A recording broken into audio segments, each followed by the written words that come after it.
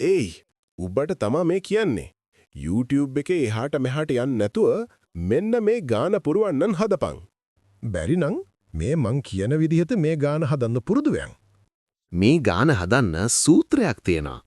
C සමානයි 25R බෙදීම 360න් θ. ඉස්සරලාම මේ සූත්‍රය පාඩම් කරපම්. මේ ගානක් හදන්න පියවර 4ක් තියෙනවා. පළමු පියවර තමයි ගානේ තියෙන තොරතුරු හඳුනා ගන්න.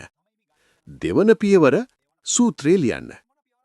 තුන්වන පියවර ආදේශ කරනවා. හතරවන පියවර සුළු කරන්න. බලමු එහෙනම් මේ පියවර 4 පිළිවෙලට කරන හැටි. එහෙනම් අපි මේ පියවර ටික එකිනෙකට කරමු.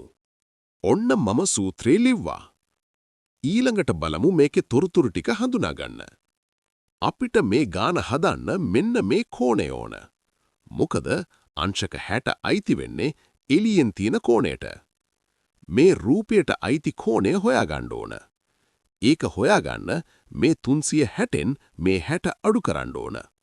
එතකොට 300ක් එනවා. ඔන්න අපි θ හොයාගත්තා.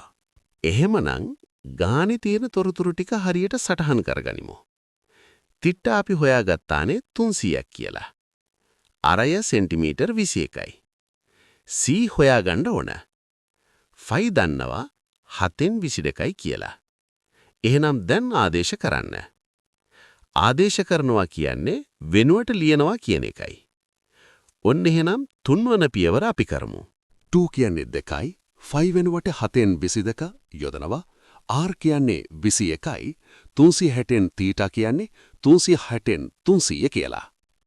මේක ආදේශ කරන්න පුරුදු වෙන්න. ඊළඟට මේ සංඛ්‍යා ටික සුළු කරගන්න පුරුදු වෙන්න. ඒක තමයි තුන්වන පියවර. මුලින්ම හරස් ගුණිතය යොදන්න. 7ට 7ව 1යි, 21ට 7ව 3යි. 360ට 300 බලමු. 60ක් ශක්කරෙන් 360ට 60ව 6යි. 300ට 60ව 5යි.